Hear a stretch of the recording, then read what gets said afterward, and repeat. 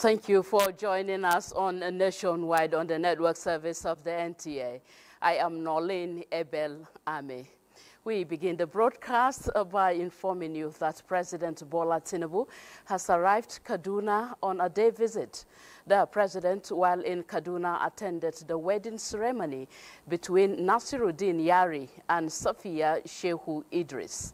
Nasiruddin is the son of the senator representing Zamfara West, Abdulaziz Yari.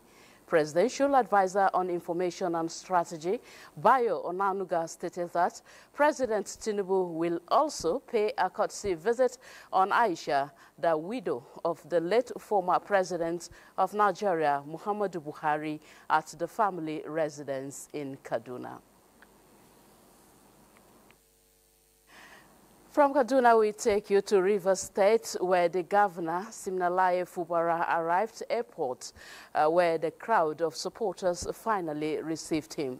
From the airport, the governor proceeded to the government house to resume official duty after the 6 months where he addressed the public. I want to appreciate everyone and to say that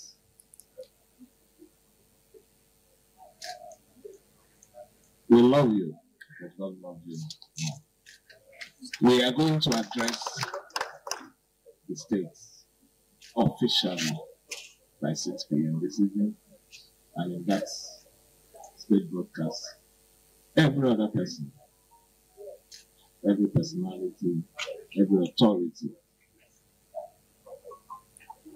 that gives support to this normalcy will be properly recognized. Thank you. Still staying in Port Harcourt, we now join Robinson Derataide for an update of the governor's arrival at Port Harcourt and the activity thereafter. Hello, Robinson. Can you tell us the situation at the moment from the airport to the government house? What else? Situation has continued to be an atmosphere of joy all over Rivers State.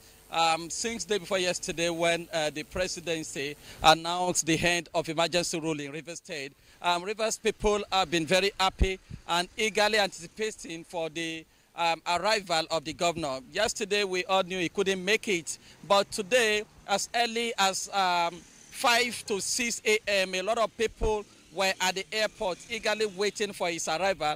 And a few minutes after 12, he arrived. And of course, his arrival signaled an atmosphere of joy where people, were very happy and excited that the governor they elected had returned back to government house.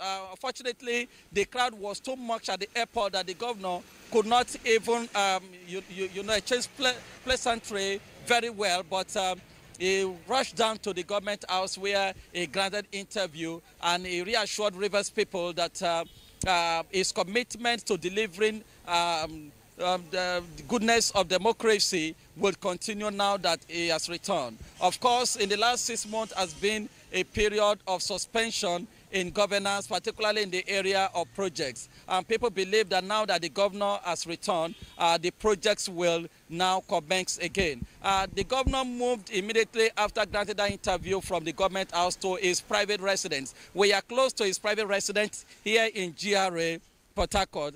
Just a few distance from me here, that is where the governor's residence is, and that is why you see cars parked here. People are still there with him, celebrating with him, and hoping that the peace that has returned to Rivers State will be sustained.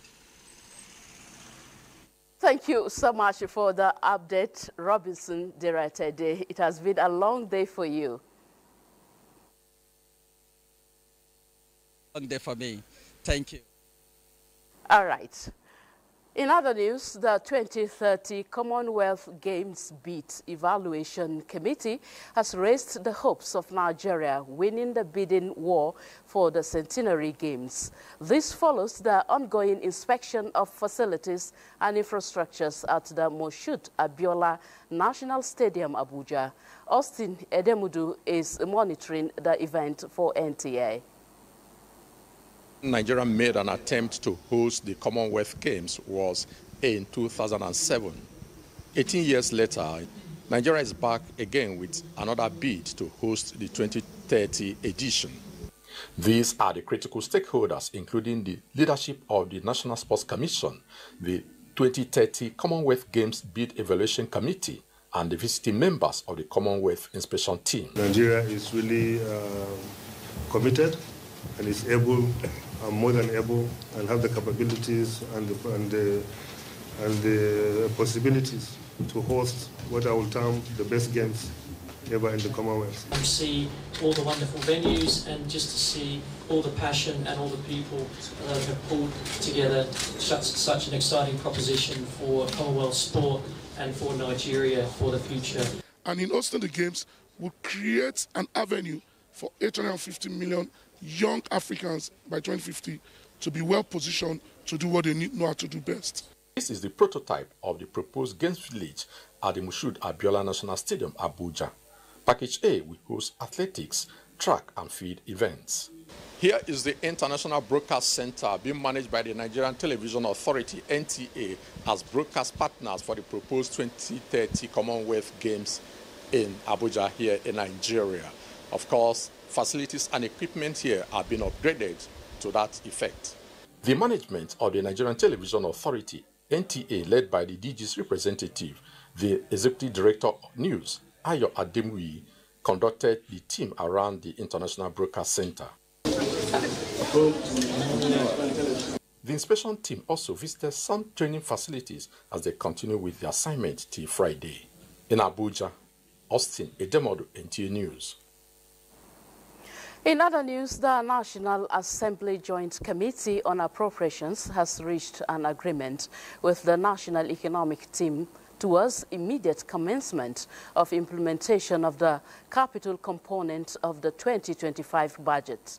At a meeting Thursday, which resolved into closed door, both sides also affirmed earlier commitment with regards to withdrawal of circular issued by the federal government on the award of contracts. National Assembly correspondent Lami Ali reports.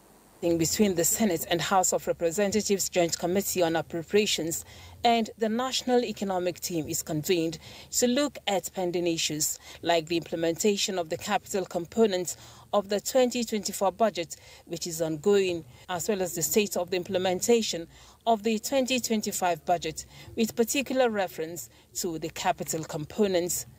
The meeting adopted agreements reached at an earlier interaction between the economic team and the House of Representatives on the award of contracts for projects approved in the 2025 budget, which had been put on hold.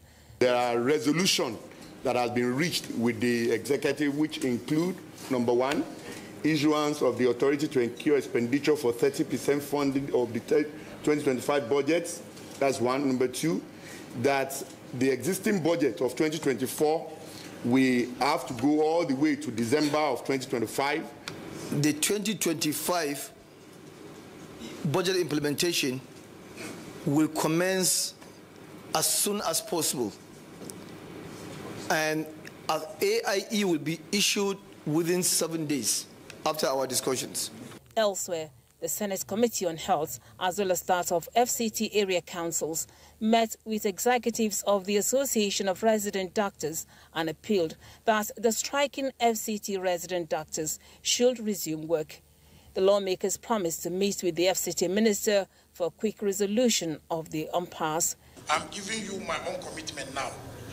I want to plead with you now, before my distinguished colleagues. All of this, give us the opportunity to discuss.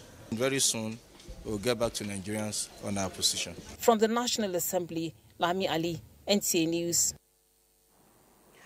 Mining and quarrying companies licensed by the Nigerian Mining Cadastral Office last year are expected to conclude the Community Development Agreement CDAs with host communities on or before December 31 this year, or their licenses will be revoked. Minister of Solid Minerals Development, Dele Alake, issued the deadline following the review of the performance of companies on the community development agreements in the first 6 months. Out of 74 new mineral titles issued in the first 6 months, only 24 community development agreements were signed. The minister advised communities to set up quality teams during negotiations and secure legacy projects and programs to benefit their communities. And talking security now, the Nigerian Air Force, through the air component of Operation Delta Safe at the 115th Special Operations Group, Port Harcourt, has reinforced its role in protecting Nigeria's energy infrastructure and reducing economic losses from oil theft and illegal refining. This renewed push follows the directive of the Chief of the Air Staff, Air Marshal Hassan Abubakar, for air components to set up operational tempo across all theaters during a periodic brief by the Commander, Air Component Operation Delta Safe, Group Captain Abdulaziz Opale. A statement by the Director of Public Relations and Information, Air Commodore Ihimen Ejodame, indicates that across multiple Niger Delta states, daily helicopter sorties have denied saboteurs access to pipelines, illegal refineries and logistics hub, actions that, according to industry data, are contributing to a measurable rebound in national oil output. The NAF's presence above the mangrove, riverine and coastal terrain is now a critical defense of Nigeria's economic lifeline, as between May and August 2025, the group's surveillance and attack platforms conducted sustained intelligence surveillance and armed reconnaissance and pipeline patrol missions over Ondo, Edo, Delta, Bayelsa, Rivers, Akwa Ibom, and Cross River states, uncovering and destroying dozens of illegal refining facilities, neutralized camps supporting militants, destroyed cooking tanks and reservoirs, as well as exposed illicit oil theft networks. In the meantime, the Minister of Interior says the days of long waits and passport backlogs are numbered.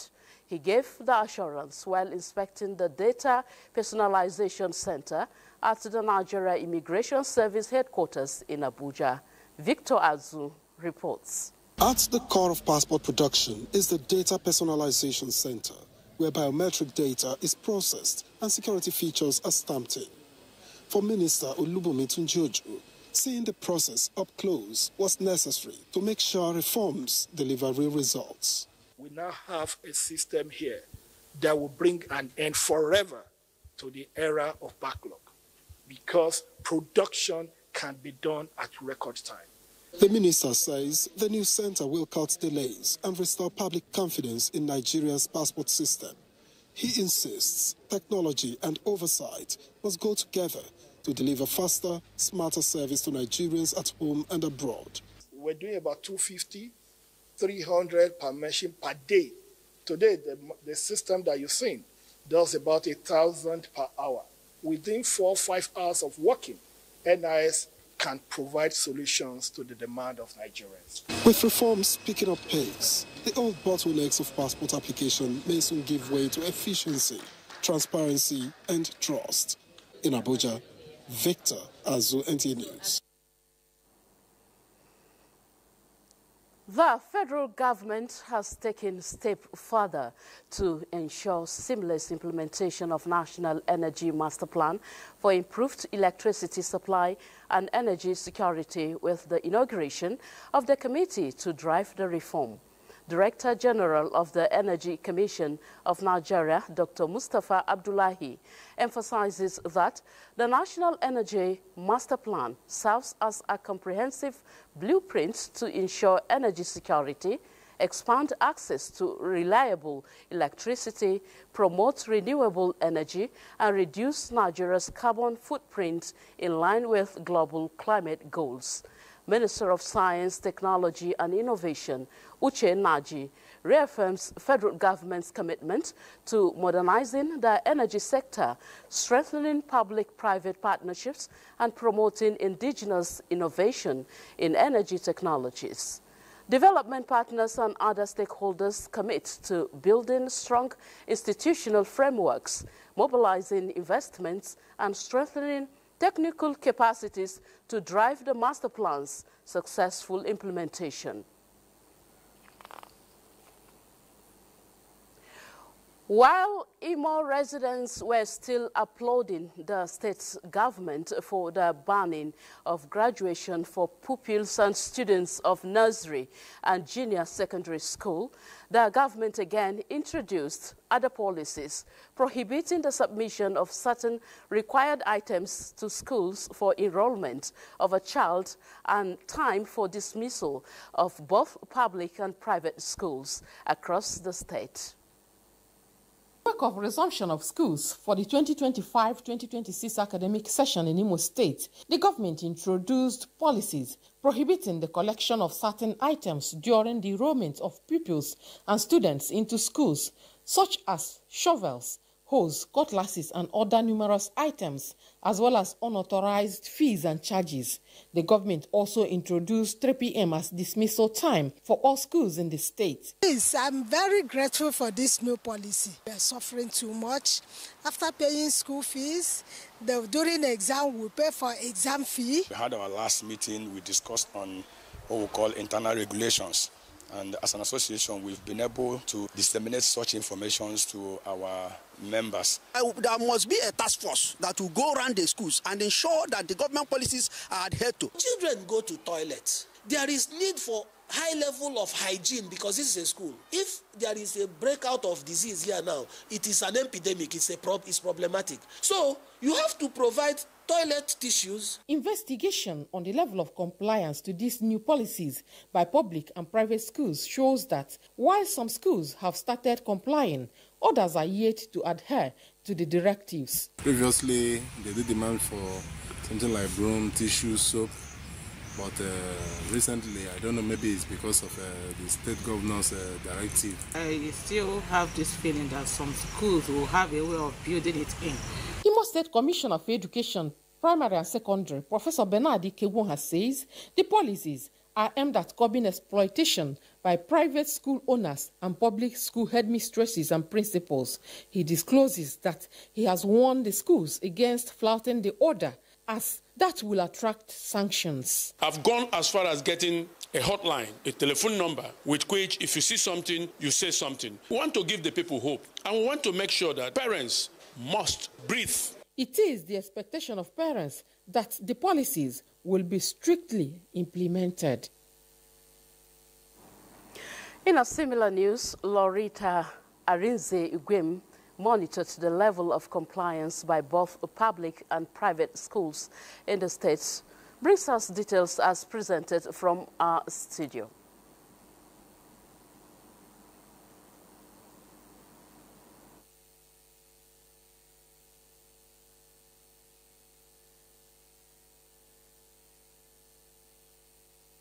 Presentation by Loretta Egwem is not ready for us to take at this point. Let's head to Lagos, where Adiola Komi-Akere is waiting to deliver on Nationwide. Hello, Adiola. Arlene, for joining us in Lagos. Following the casualties and loss of property recorded in the inferno that engulfed Afriland Towers on Broad Street, Lagos Island, business owners in the area want the Lagos state government to carry out an audit of building under construction and those already occupied to ascertain availability of emergency exits. Joel Bokbola reports that business activities are yet to pick up on Broad Street.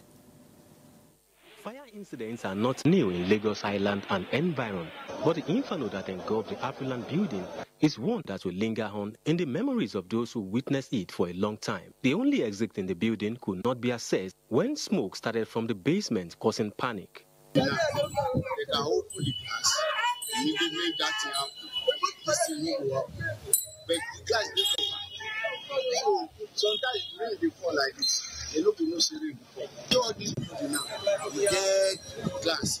Before, step they just supposed to use step for outside. Statistics shows that in the first half of 2024, Lagos State recorded 1,085 cases of fire outbreaks, with Lagos Island accounting for 35. In the same year, property worth 19 billion naira were lost to fire incidents. Just when the victims of the Afriland fire were still grieving, another fire incident razed a plaza behind the popular Mandela's building, which is still in limbo after the infamous fire incident of year 2024. We've been singing it to their hearing that they should not, whenever they are going home, they should switch off their shop appliances and rest. But to us, it seems yet to do what they are still saying, and it's not something advisable for us to learn in this very manner. The area is always a beehive, and many business owners are in the habit of storing inflammable materials in their shops. For now, the traders are counting their losses even as the Lagos State Building Control Agency continues to evacuate the debris. In Lagos, Joel Pukbola, NTA News. The Lagos State Police Command has arrested Samsudeen Oladiti alias Shamilon in connection with a murder and an assault on Lagos Island. He is currently in custody at the State Criminal Investigation Department, Panti Yaba. The 55-year-old Oladiti, who is one of the leaders of a National Union of Road Transport Workers, Lagos Island. Thank you for staying with us on Nationwide. We shall now be taking you to our Sokoto studio, where Sadia Umar Digi is waiting to present more news for us from that axis. Hello, Sadia. Thanks for joining us. The death toll from cholera outbreak in Sokoto State has risen to 85 from January to date. Bashir Ibrahim Nababa reports that Sabon Birni is the epicenter of the outbreak, which has so far spread to 14 out of 23 local government areas of the state. The report. So far, 1,920 cases have been recorded since the outbreak in January this year, while 1,786 persons were discharged. 134 are still receiving treatment in various health facilities across Sokoto State. As part of its emergency response, the state government has procured drugs, medical supplies to contain the outbreak, with additional support from UNICEF and other international partners. The case of Sabon you have rightly mentioned is no issue related to Trans-Border. But remember, Sabon share boundary with Zamfara, Isa and Sabon, and that's why we have the high number. Being Zamfara is the epicenter of this cholera, and they have the high number and share a boundary. So, and they have a lot of flooding. Surfaces water are moving, and most of the villages, they don't use the borehole available to them, but they see it's easy accessible to fetch their water from their surface. Most of the deaths recorded were community-based in the 14 affected local government areas. From Sokoto, Bashir Ibrahim Nababa, NTA News. The Orientation Agency has launched a nationwide enlightenment campaign aimed at educating citizens on government policies, programs and activities.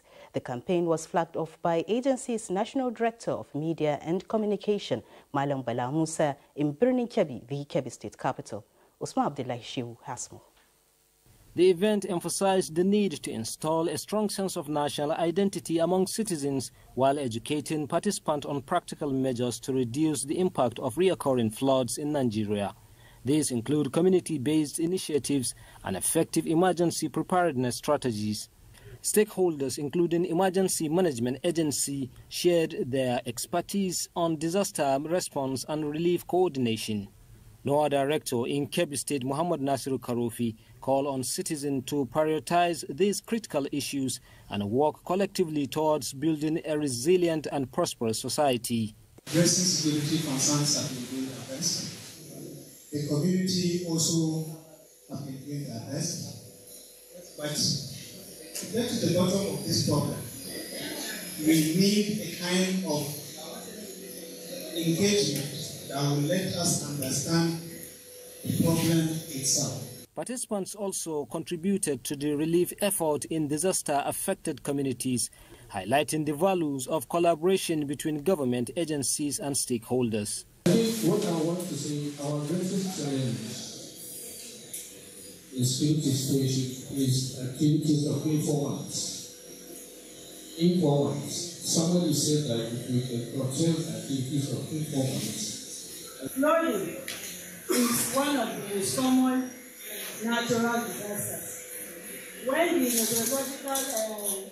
National Meteorological Agency brought out a list of flood-prone states, Kebbi State was on that list. Through this initiative, the NOAA hope to empower citizens with the knowledge and tools needed to drive positive change in their communities and across the country. I'm Brendan Kebbi, Usman Abdullahi Shehu, NTA News. At the news update from here, Nolene, it's back to you. Well, Sadia, thank you. President Bola Tinubu congratulates Mrs. Olubunmi Kuku, the Managing Director of the Federal Airports Authority of Nigeria, FAN, on her election as the Vice President of the Airports Council International, ACI Africa. ACI is the global trade representative of the world's airports. It develops standards, policies, and best practices for airports. The President notes the sustained efforts and commitment of the FAN management to making air transport in Nigeria safe, efficient, and reflective of the highest standards, which has attracted global recognition and commendations. President Tinubu acknowledges the Managing Director's leadership and foresight, which earned her a position as Regional Advisor for Africa before she became a permanent member of the ACI World Governing Board.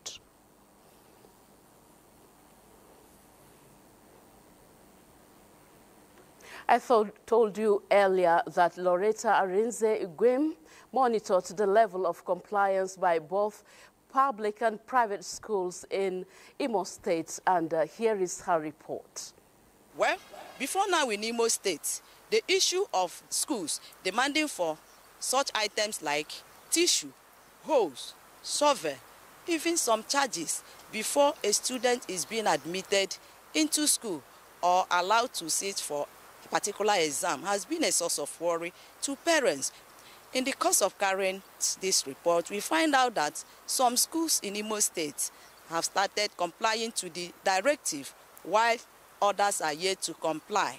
On the issue of 3 p.m. stipulated time for closing of schools, government schools in Imo State started complying to these directives last time, but now it has been extended to private schools.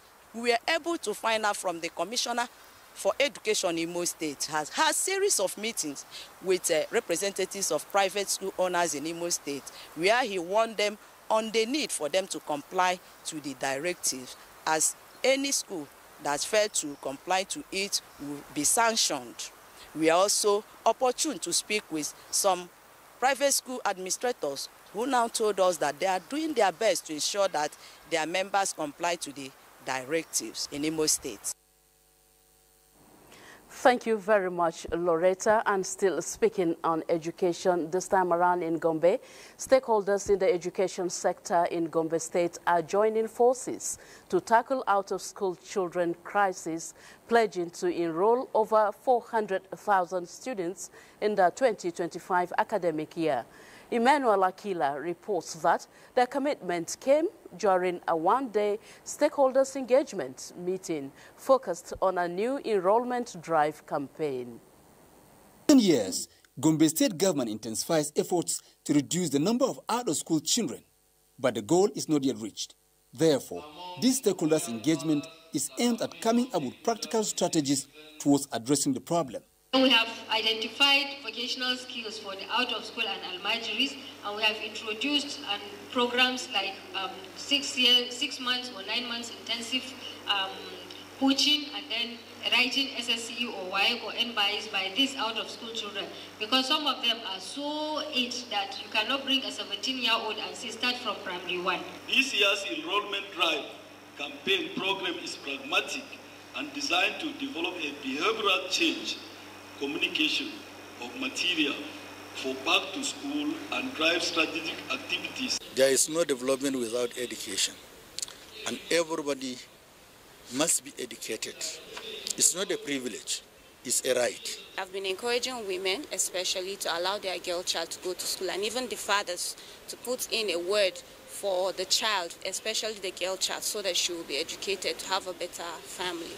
The stakeholders conclude that it is not enough to raise the bar in enrollment, but returning the children in school is key to changing the narrative. In Gombe, Emmanuel Akila.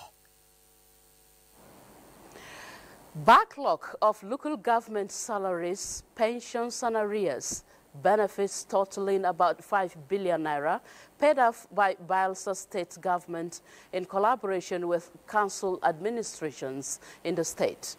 Presenting payment checks to some of the retirees at an event organized in Yenagua, Governor Doediri reiterated his administration's commitment to prioritizing workers and pensioner welfare.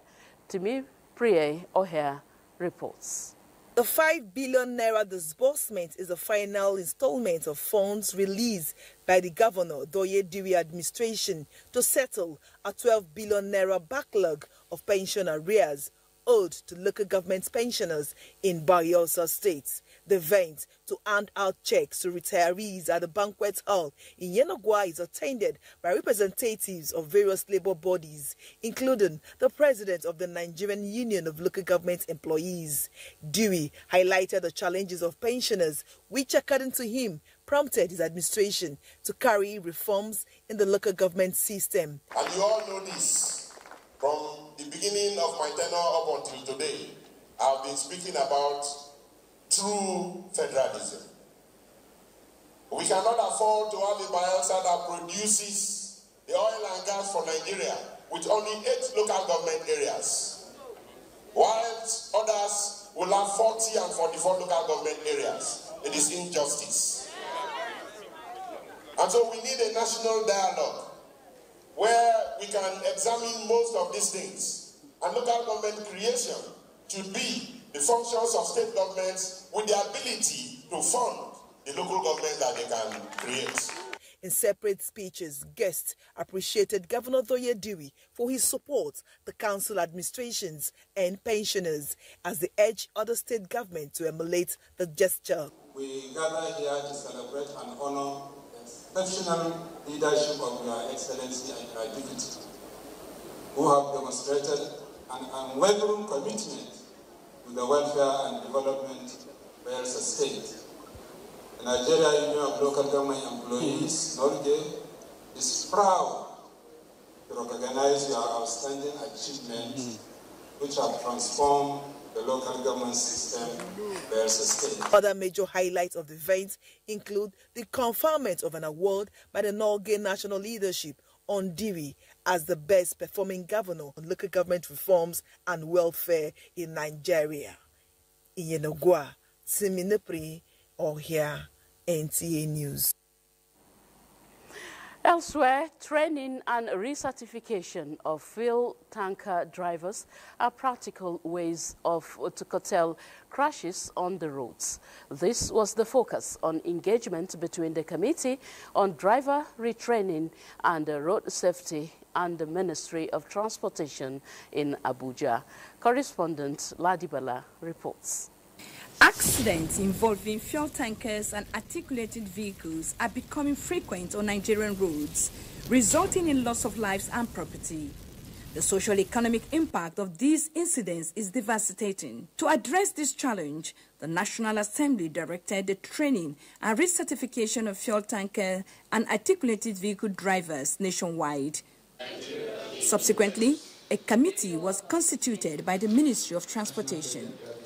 6 months after the directive and concern over the increase in crashes, the committee is now on a fact-finding mission to investigate the delayed implementation and calling for urgent action. It is not enough to have bus terminals, to have effective transportation, but we also need to complement it with safe drivers on the road. That you need large funds to carry out this training. And you know the government of President Bola Ahmed Tinubu is a very prudent government. That was not envisaged in the budget of the ministry. Be that as it may, the Honourable Minister is looking for other ways around it to ensure that the training takes place. The Minister of Transportation, represented by the Director overseeing the Office of the Permanent Secretary, attributes the delay to lack of budgetary allocations. However, the ministry reiterates its commitment to making transport safe for Nigerians. The committee notes that over 80% of fuel tanker and articulated vehicle drivers are not certified. In Abuja, Ladibala, NTA News. From Abuja, we take you to Jigawa, where the Kano Jigawa Command of the Nigeria Customs Service has intercepted vandalized power cables valued at millions of naira. 4 suspects were arrested and handed over to the Civil Defense Corps for further investigation. Fatima Sanusi Karai reports. Custom officers on routine patrol along the Kano Jigawa Road intercepted vandalized power cables worth 5 million naira, concealed for transport. In line with Section 4F and Section 55C of the Nigerian Customs Service Act 2023, I hereby hand over 13 bundles of bundleized aluminum conductor electrical cables of 15 mm to the Nigerian Security and Civil Defense Corps, Jigawa State Command. The 4 suspects were handed over to the Nigerian Security and Civil Defense Corps for further investigation. I will assure you, all that is required for us to do through investigation mechanisms, we must do it professionally to ensure that those involved are called to order. Now in custody, the suspects are expected to face charges of vandalism and destruction of public infrastructure. Authorities say the case highlights the ongoing fight against power and infrastructure vandalism in the region. Fatima Sanusi Karai's report there. Jos Network Center is next on our lineup on Nationwide today. Let's now join Bilkisu Nuhu for more reports. Hello, Bilkisu.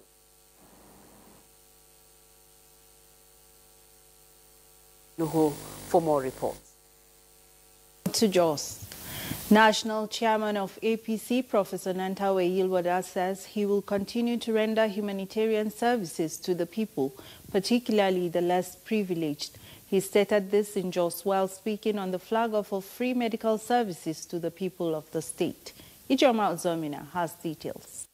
The medical outreach, which commenced in Shendam, is featuring a team of highly skilled local and foreign medical officers who specialize in surgery, gynecology, orthopedics, pediatrics, ophthalmology, and dentistry.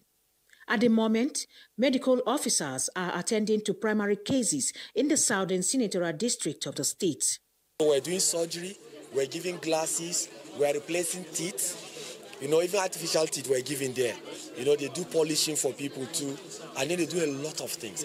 All the patients of interest that require specialized care will be moved from all the 2 zones that we have started already, so that they will be attended to in youth. The outreach sponsored by the APC National Chairman will continue to showcase sharing hopes, decade-long commitment to restoring dignity, alleviating sufferings and delivering hope to undeserved communities across Nigeria. Any things that need to refer out will now be referred to youth, and from 6 from 6th of October for 2 weeks. We'll now have another outreach by experts that will come from USA and France. They will step in and ensure that people that require specialized cases be attended to at no cost also. So these are things that we're doing to ensure that we help our people. The 2-week outreach is expected to offer services to the public in general diagnostics, major and minor surgeries, eye and back surgeries, dental care, and free distribution of essential medical supplies. In Jos, Ijoma Ozemena, NTA News. Governor Caleb Mutfwang is urging adherents of various religions in Plateau State to live in harmony to accelerate the pace of development of the state. This was while receiving the 2025 Hajj report in Jos. While receiving the report from the Amir Hajj and Emir of Wase, Governor Mutfwang saluted the leader of the contingent for leading a successful team that has made the state and nation proud.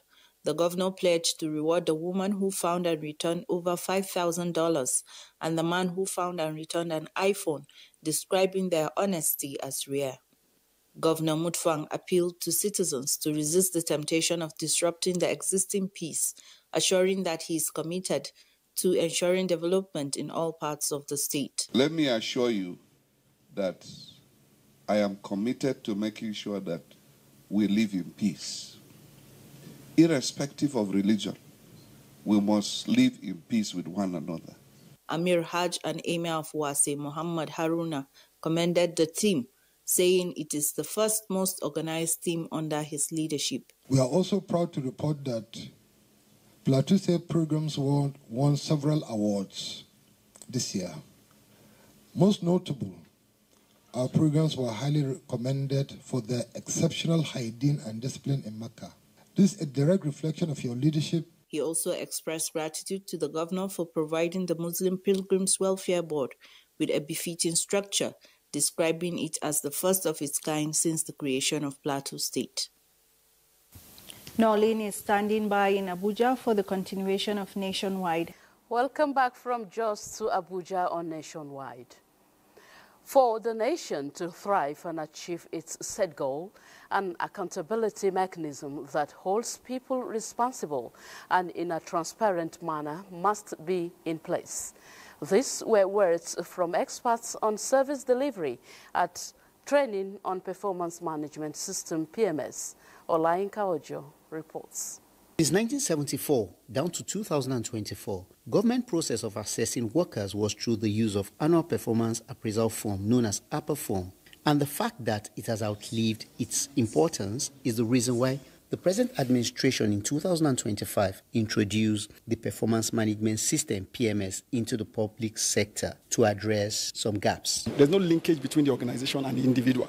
But with this, it's coming from the presidency to the organization, from the organization to the department, from the department to the individual. And since having a whole government approach to doing things differently and achieving national developmental plans at the heart of government's policies and actions, this training session for staff of Revenue Mobilization, Allocation and Fiscal Commission is to help kickstart the process. Be prepared for the new challenges, because if you do not shape up, you are likely to ship out. We have to change our attitude in terms of our approach to work. You don't stay at home and expect to be appraised upward. This is just the best way to go. With this, there's a line of sight to what an employer is doing, and achieving government's priorities won't be difficult. Olainka Ojo, NTA News. Next on Nationwide is a sports update with Olumide Eguntola as our guide. Nigeria's medal hopeful at the ongoing World Athletics Championship in Tokyo, Japan, Ezekiel Nathaniel, narrowly missed the bronze medal of the 400 meters hurdles after returning a time of 47.11 seconds, a new national record. Rai Benjamin of Team USA won the gold medal in 46.52 seconds in the keenly contested race. From the continental scene, the 2025-2026 CAF Champions League begins Friday. On Sunday, Nigerian Premier League champions Remo Star will host US Limajo of Comoros in the preliminary CAF Champions League match in Abeokuta as the stadium is thrown wide open to fans. In the Confederations Cup, Nigeria's Kwara United will be the guest of Ashanti Kotoko of Ghana as both countries rekindle old football rivalry. Kwara United will take this opportunity to plant their flag firmly on Africa's football map, while their counterparts will be seeking restoration of fading reputation. In table tennis, Nigeria is gearing up towards qualifying for the 2026 ITTF World Team Championship in London, with the return of sensational star Taiwo Mati, who will be joining Africa's top-ranked players Quadri Aruna, Olajide Omotayo, Matthew Kuti, and rising star Abdulbasit Abdulfatai as Team Nigeria ahead of the 2025 ITTF African Championship scheduled for Tunis in Tunisia from October 12 to 19. In boxing, British-Nigerian heavyweight boxer Anthony Joshua is set to make his long-awaited homecoming fight in Nigeria in early 2026. According to the facilitator of the fight, Ezekiel Adamu, son of Nigerian sports administration legend Dr. Amos Adamu, discussions with Joshua's camp had been positive and that plans are underway to stage the bout at the 50,000 capacity Moshood Abiola National Stadium in Abuja. With sports updates, Olumide Eguntola, NT News. President Bola Tinubu extends heartfelt condolences to the Elebute family on the passing of their beloved mother, grandmother, and matriarch, Professor Oyinade Elebute, who passed on September 13 at the age of 91. A distinguished Nigerian physician and professor of physiology at the University of Lagos, Professor Elebute co-founded Hygia Nigeria Limited, Lagoon Hospitals, and Hygia HMO Limited.